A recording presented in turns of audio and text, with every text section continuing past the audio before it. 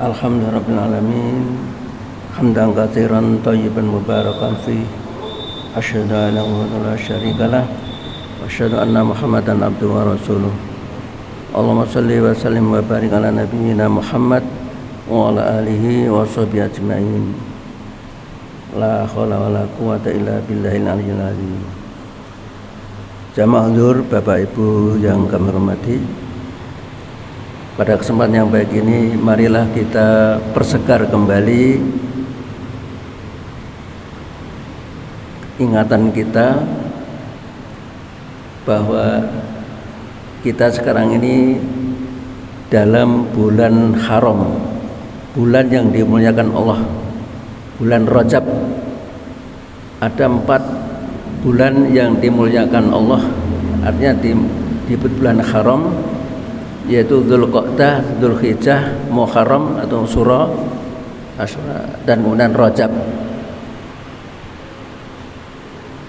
Bulan istimewa ini memang Allah mengistimewakan dan akan melipat gandakan kehormatan pahala yang diamalkan oleh makhluk atau diamalkan oleh hambanya.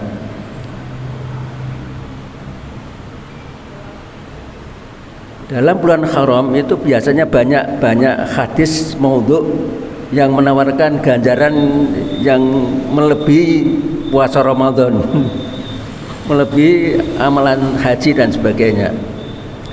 Oleh karena itu, mari kita mengamalkan amalan yang tidak ada ikhtilaf, yang tidak ada perbedaan, yang lebih menekankan pada hadis yang sahih. Salah satu contoh saja, syukur kita di bulan Rajab ini setiap hari bisa sholat 40 rakaat. Sholat 40 rakaat. Pertama, sholat wajib 17 rakaat. Yang kedua, sholat rawatib 12 rakaat. 4 rakaat sebelum zuhur, 2 rakaat ba'da zuhur, 2 rakaat ba'da maghrib, 2 rakaat ba'da isya, 2 rakaat sebelum subuh. Bahkan ada lagi yang menambah, tapi bukan ya sunat biasa, seperti qoblal maghrib, siapa yang mau, liman sya'a. Belum tadi panjenengan kalau datang ke masjid sudah sholat tahiyatul masjid. Jadi kalau dulu waktu masih Isra Mi'raj ditawarkan untuk sholat 50 rakaat, 5 waktu, 50. Ternyata kita umat Islam minimal tiap hari itu bisa 50 rakaat. Kemudian kalau ingin menambah puasa juga khusus, terutama yang tidak timbul khilaf, yaitu Senin Kemis atau Yaumul Bid, hari putih 14, 15, 16, atau puasa Daud. Kemudian membaca surat-surat sunat lainnya seperti surat lisyukril wudhu, surat hajat, dan sebagainya. Jadi mumpung nih bulan Rajab, marilah kita usahakan untuk bisa meningkatkan ketakwaan kita kepada Allah, baik lewat sholat maupun lewat ibadah sesama manusia. Artinya hablum minallah kita lakukan, hablum minannas juga kita laksanakan. Hal ini memang penting kami sampaikan karena Rasulullah dalam berjuang menegakkan kalimat tauhid itu luar biasa. Pemeluk Islam yang pertama kali mendapatkan penyiksaan yang luar biasa. Betapa tidak, seperti Bilal saja, kemudian dipanaskan di terik matahari di padang pasir, masih dibebani batu, tetapi karena Bilal telah mantap kepada la ilaha illallah, maka Bilal selamat dan beliau akhirnya dimerdekakan oleh Abu Bakar. Kemudian kepada Ammar bin Yasir, ibunya diseksa, ditarik oleh kuda kakinya ke arah utara dan selatan. Penyiksaan terhadap umat Islam pertama kali sangat luar biasa. Orang kafir Quraisy melihat pemeluk Islam demikian gigihnya, maka kaum Quraisy menawari pada Muhammad 3T, ditawari harta, tahta, wanita. Muhammad, kalau ingin kamu jadi penguasa, maka kami siap menobatkan kamu jadi penguasa bangsa Arab. Kalau kamu ingin harta, akan kami kumpulkan kamu menjadi orang yang paling kaya di negeri Arab ini. Atau kamu ingin wanita cantik, akan kami carikan. Bujukan dan rayuan ini ditawari 3T ini, Nabi tetap dengan menjadi tegas. Andai kata matahari diletakkan pada tangan kananku dan rembulan di tangan kiriku, aku tidak akan meninggalkan tugas dakwah ini. Jadi setelah bujukan tidak bisa, kemudian yang kedua adalah mengajak kompromi. Alasannya untuk kompromi, ngajak damai. Alasannya untuk toleransi. Muhammad, sekarang damai sajalah. Setahun kami menyembah Tuhanmu. Kalau memang agamamu baik, mesti kami dapat kebaikan. Sebaliknya nanti tahun berikutnya kamu menyembah Tuhanku. Kalau Tuhanku ada kebaikannya, kamu juga dapat.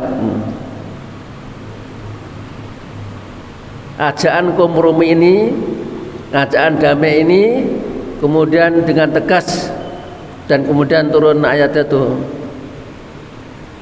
la abudu ma ta'budun wala antum abiduna ma abud. Dan kemudian tegas, lakum dinukum waliyadin. Aku menyembah Allah yang menciptakan langit dan bumi, yang memberikan kehidupan, memberikan rezeki. Sedang yang kamu sembah adalah yang kamu buat sendiri dari benda. Oleh karena itu tetap lakum dinukum waliyadin. Oleh karena itu pada masa sekarang ini kadang-kadang kita juga banyak pemimpin Islam yang takut dianggap tidak toleran, dianggap tidak kompromi, kemudian dengan mudah, sehingga kalau tidak mengucapkan salam komplit ya salamnya orang, salam Islam, salam orang Kristen, salam orang Hindu, salam, alasannya kalau tidak melakukan dianggap tidak toleran. Na'udzubillah min dzalik. Oleh karena itu tegas, setelah ditawari juga tidak mau, diajak kompromi tidak, yang tegas, kemudian akhirnya dengan kekerasan timbulnya perang Badar.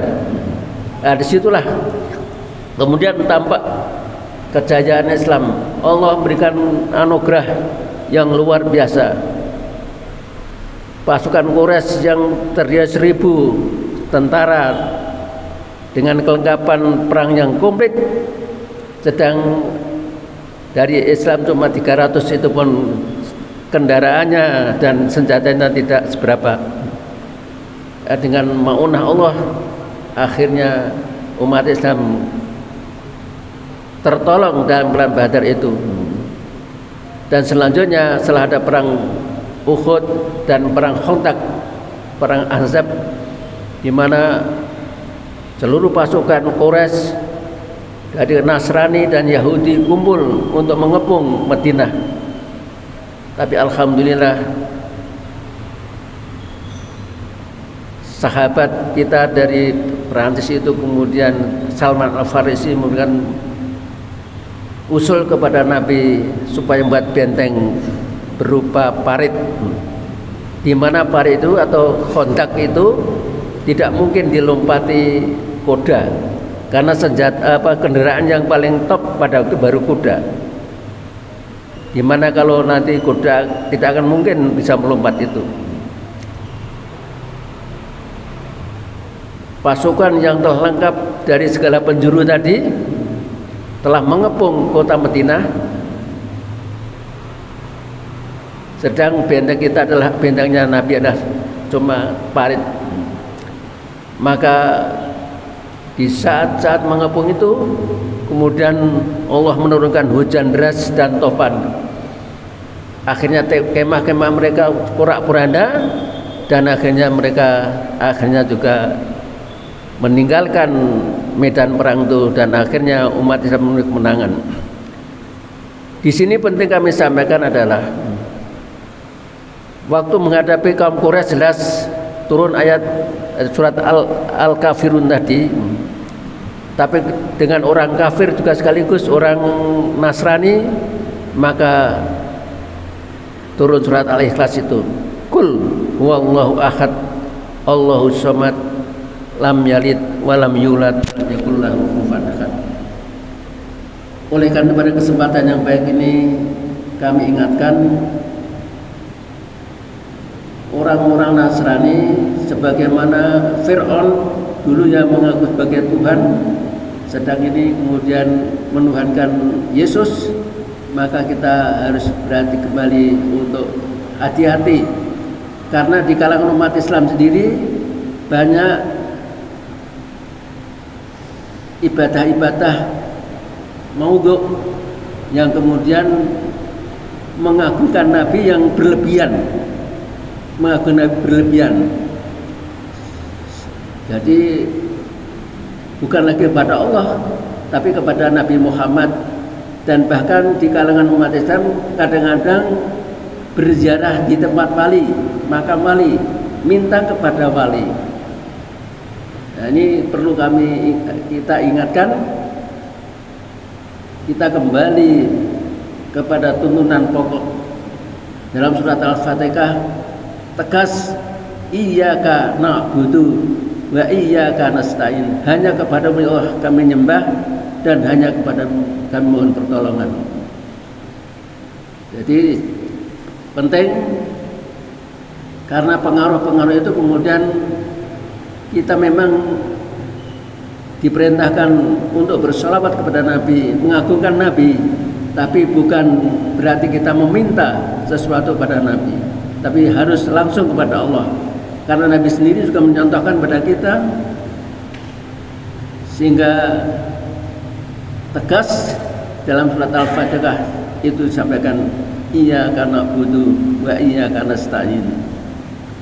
Ini penting kami sampaikan karena banyak kalangan umat Islam dengan semangat berziarah dengan sama, tapi kemudian mereka itu tidak diajak untuk berziarah dengan benar. Karena saya sendiri pernah membangun Masjid Muria waktu tahun 75. Banyak berziarah itu kadang-kadang mereka membawa kambing, membawa beras, komplit, ubur ampenya. Kemudian kebetulan saya jadi mengurus akan bangun masjid tadi, saya tanya, kagem napa Pak niki? Kagem caos dahar Kanjeng Sunan. Saya katakan, Pak, Kanjeng Sunan nggih mun sare nggih mun semare mboten dahar. Makanya ngandhar nggih para punggawa niki, punggawa masjid iki lan punggawa sarjam nika. Lah terus pundi, Mas?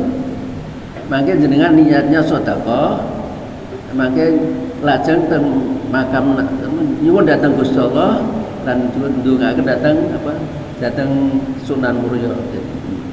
Jadi ini kebanyakan para peziarah itu kadang-kadang malah meminta kepada wali. Oleh karena itu sekali lagi menjaga tauhid kita ini penting, sehingga walaupun terhadap Nabi Muhammad sendiri kita diperintahkan untuk bersolawat, itu pun mendoakan, bukan meminta kepada Nabi. Isi solawat apa? Isinya adalah mendoakan. Sehingga barang siapa yang memperbanyak sholawat, besok akan mendapat syafaat Nabi. Ini pemahaman ini penting kami ulang-ulang agar supaya kita tidak keliru. Jangan sampai berlebihan seperti kaum Nasrani justru menuhankan Yesus. Kami kira itu catatan kami dan terima kasih atas perhatiannya. Assalamualaikum warahmatullahi wabarakatuh.